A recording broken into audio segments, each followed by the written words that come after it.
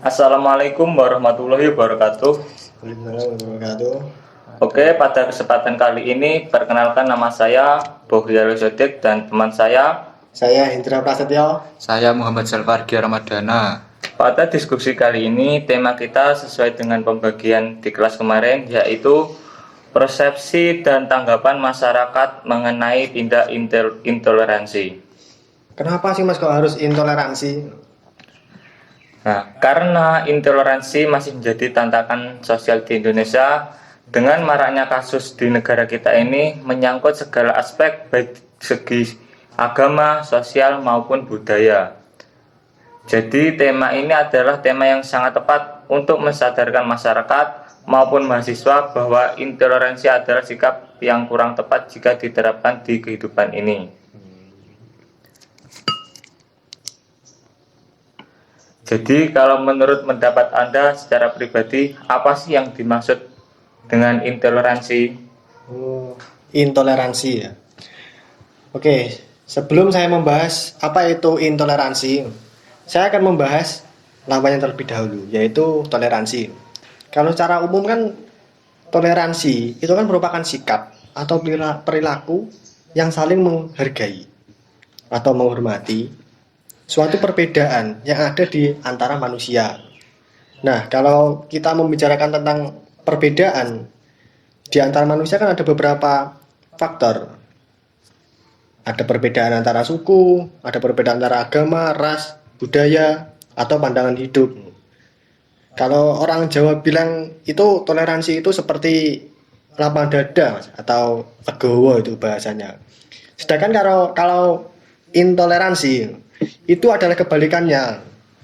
Kalau toleransi itu menghargai, nah kalau intoleransi itu tidak menghargai suatu perbedaan yang ada di antara manusia. Itu kalau menurut pandangan saya. Oh, jadi menurut Anda seperti itu. Bagaimana menurut Mas Elva? Kalau menurut saya pribadi, intoleransi itu adalah sikap atau perilaku yang tidak mau menerima adanya perbedaan pada seseorang orang lain. Baik perbedaan agama, suku, pendapat, budaya, maupun cara hidup. Nah, orang yang bersikap intoleran biasanya merasa dirinya paling benar dan sulit membuka diri untuk memahami sudut pandang orang lain.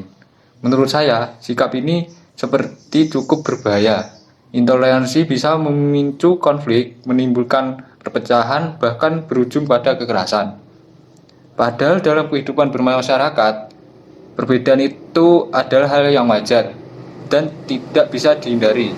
Justru dengan saling menghargai, mau mendengarkan dan mencoba memahami satu sama lain, kita bisa menciptakan kehidupan yang lebih damai, rukun, dan nyaman untuk semua.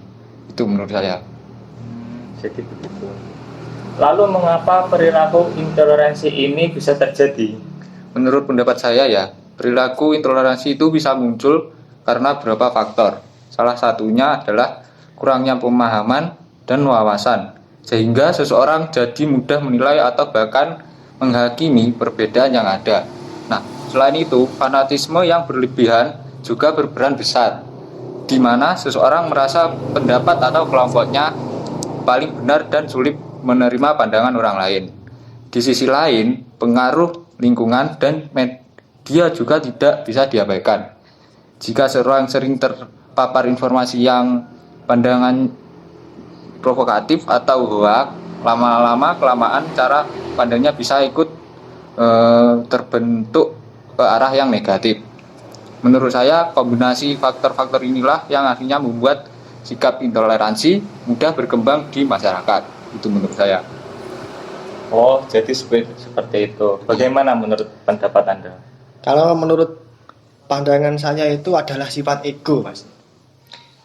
Karena jika seseorang itu memiliki ego yang sangat tinggi, dia tidak akan bisa atau sulit untuk menoleransi orang lain.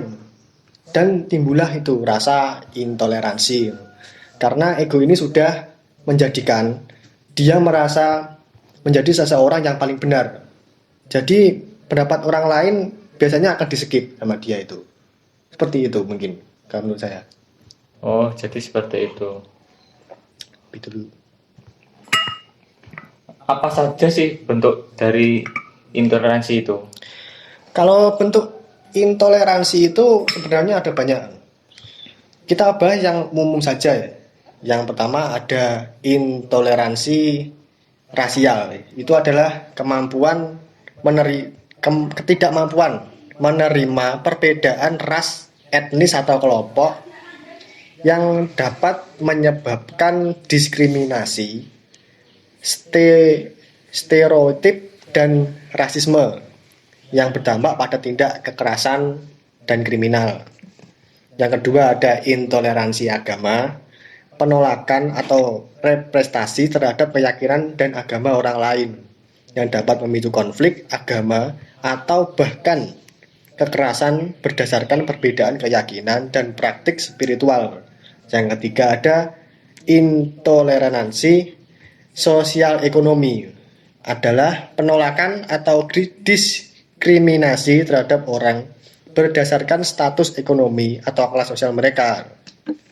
Bentuk intoleransi seperti ini sering memicu pengucilan terhadap kelompok masyarakat miskin masyarakat miskin atau yang dianggap kurang mampu. Mungkin itu kalau bentuk-bentuk intoleransi. Oh, begitu. Semisal contoh di Indonesia dulu itu pernah ada pendatang dari bangsa asing.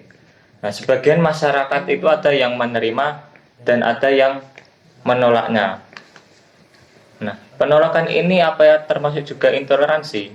Oh, penolakan itu ya. Itu juga termasuk intoleransi karena itu kan masuk ke poin 2, Mas, yang intoleransi rasial. Itu ketidakmampuan seseorang untuk menerima perbedaan ras, etnis atau kelompok. Jadi itu bangsa yang masuk itu kan ditolak. Itu juga termasuk intoleransi karena kan ya sebagai manusia kan kalau etikat baiknya itu biasanya kan simpati lah itu.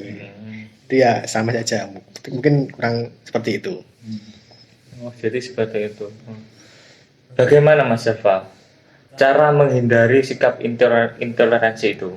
Oke, supaya kita nggak bersikap intoleran ya. Yang paling penting itu sadar kalau setiap orang punya latar belakang, keyakinan dan cara berpikir yang berbeda-beda.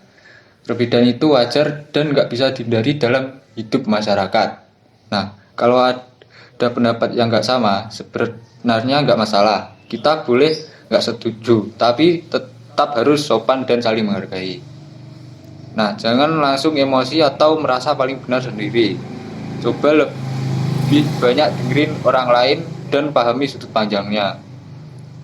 Dengan sikap yang lebih terbuka dan santai, hubungan antara orang juga lebih baik dan jauh dari sikap intoleransi. Itu saja menurut saya.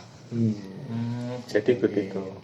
Oh, jadi kesimpulan diskusi kali ini, jika seseorang bersikap intoleransi, dia akan sulit untuk menghargai atau menghormati pendapat dan kebiasaan orang lain yang berbeda dengan dirinya. Iya. Benar sekali. Dan akibatnya tentu saja akan muncul konflik atau permasalahan dalam hubungan bersosial. Seperti itu. Benar. Ya, mungkin kurang lebihnya seperti itu yang kita diskusikan pada podcast kali ini. Nah, jika ada kata yang salah, saya mohon maaf sebesar-besarnya. Kami akhiri, sampai jumpa di podcast kita selanjutnya.